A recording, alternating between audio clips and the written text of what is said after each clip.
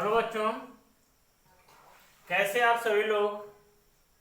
आशा करते हैं कि आप सभी लोग स्वस्थ होंगे, मस्त होंगे और अच्छे तरीके से आप सभी लोग पढ़ाई कर रहे होंगे। तो आइए आज अध्याय तीसरा क्लास 9 कक्षा 9 का अध्याय तीसरा जो दोहा है रहीम जी के द्वारा लिखा गया है, उस दोहे का अच्छे तरीके से हम आज संदर्भ, प्रसंग, व्याख्या और काव्यगत सौंदर्य, अलंकार और रहीम जी का संक्षिप्त परिचय के बारे में अध्ययन करेंगे और उसको समझने का प्रयास करेंगे कि एक एक दोहा हम सभी लोगों के लिए कितना मायने रखता है, ध्यान से देखेंगे। तो आइए सबसे पहले हम संक्षिप्त परिचय के बारे में समझ लेते हैं। देखेंगे नाम रहीम,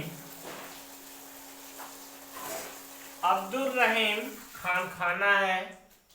जन्म की बात किया जाए तो सन 1556 ईस्वी में रहीम जी का क्या हुआ, जन्म हुआ है। जन्म स्थान की बात किया जाए तो लाहौर है। माता का नाम सुल्तान बेगम था, पिता का नाम बैरम खां। आजीविका की बात किया जाए तो विभिन्न रियासतों के दीवान थे। भाषा ज्ञान की बात किया जाए तो इनको हिंदी, संस्कृत, अरबी, फारसी एवं तुर्की आदि का ज्ञान था। सम्मान की बात किया जाए तो अकबर के दरबार के नौरत्नों में से एक थे। कौन? रहीम जी। निधन की बात किया जाए तो सन 1627 ईस्वी में आपका निधन हो गया। फिर ये संक्षिप्त परिचय हम सभी लोग अच्छे तरीके से समझने का प्रयास कर लिए। आइए हम शुरू करते हैं। रहीम दास जी के द्वारा लिखा गया दोहा नंबर पहला, आप ध्यान से देखेंगे, इसको पढ़ेंगे हमारे साथ और अपने जीवन में इसको उतारने का आप सभी लोग काम करेंगे। ये पूरे समाज के लिए है, न कि केवल आपके लिए। आइए शुरू करते हैं। 1 से 2 बार इसको पढ़ेंगे, फिर इसका संदर्भ, प्रसंग और व्याख्या अच्छे से समझने का प्रयास करते हैं। तो सबसे पहले दोहा को जिस तरह हम पढ़ते हैं ना, उतना ही हम उसमें से बहुत सारी चीजों को सीख पाते हैं। तो शुरू करते हैं, लेट नहीं करते हुए शुरू करेंगे।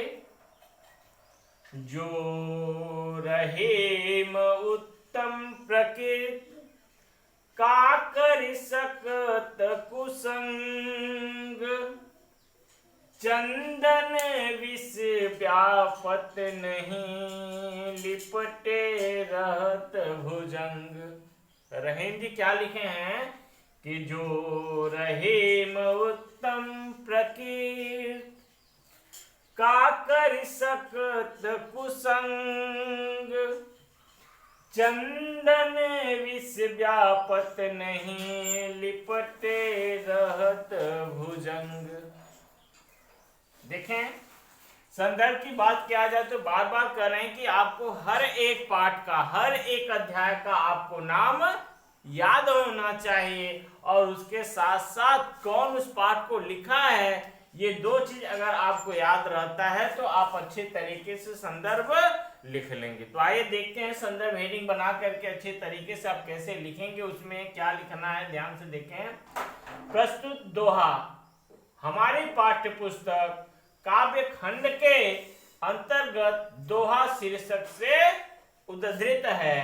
यह कविवर रहीम द्वारा रचित रहीम ग्रंथावली से लिया गया है। ऐसा आप किस में लिख देंगे? संदर्भ में। संदर्भ आपका क्लियर हो गया।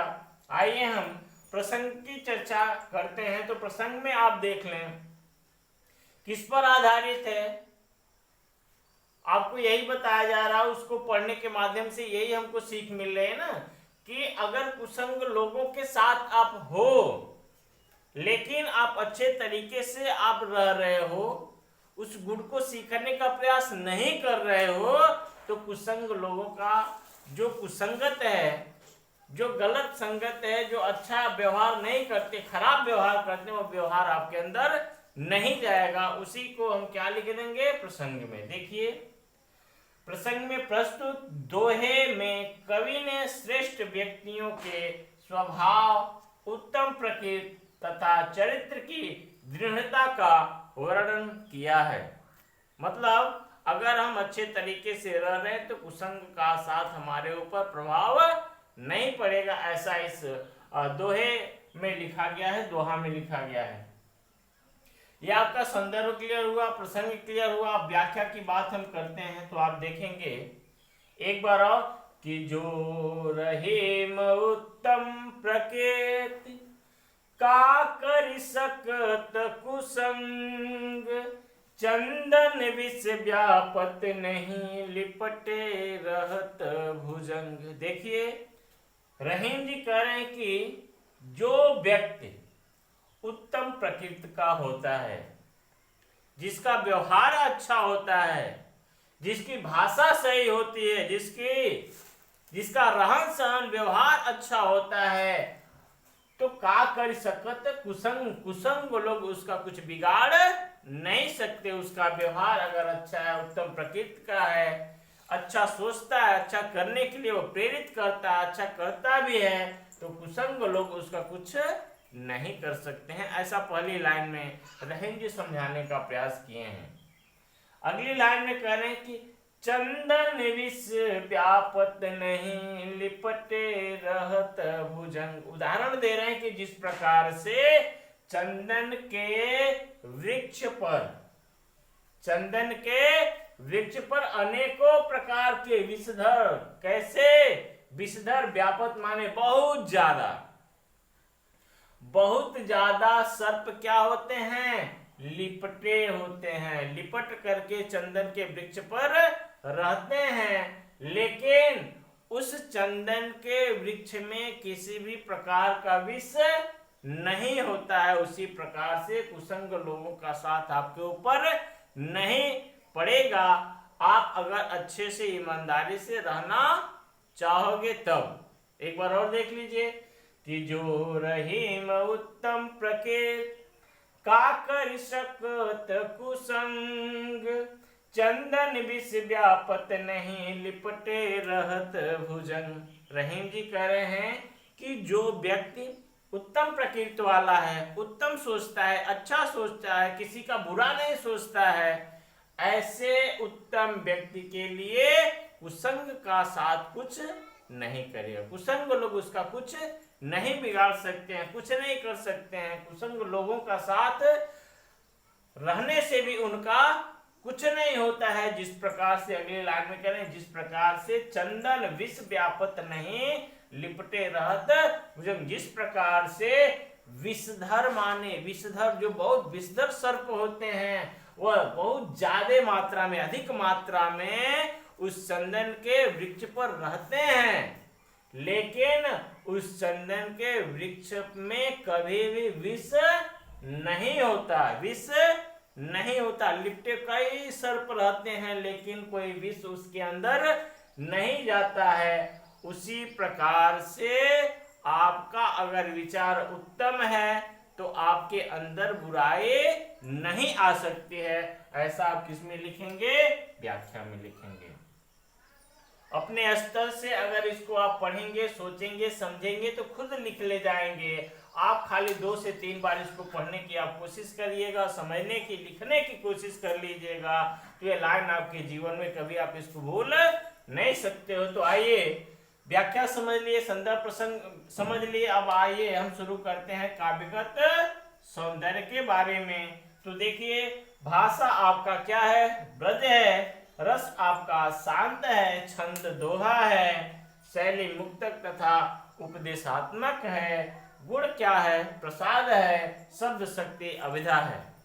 और चर्चा किया जाए अलंकार के बारे में तो आप देखेंगे इस दोनों लाइन में ध्यान से देखा जाए तो कई ऐसे वर्ण हैं जिसका जो कई बार आपको दिखाई दे रहे हैं। जैसे आप यहाँ देख लो क क क क क, तो बार बार आपको बता रहे हैं कि किसी भी दोहा में, छंद में अगर किसी वर्ण की पुनरावृत्ति बार बार हो रही है तो ऐसी स्थिति में उस दोहे वाक्य में या छंद में आपको अनुप्रास अलंकार लगाना चाहिए। तो इस तरह से इस दोहे में आपका कौन अलंकार हो जाएगा?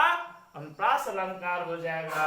इस तरह से ये आपका अध्याय तीसरे का जो रहीम दास जी के द्वारा कक्षा 9 हिंदी दोहा नंबर पहला है उसको हम अच्छे तरीके से समझने और बताने का प्रयास किए हैं।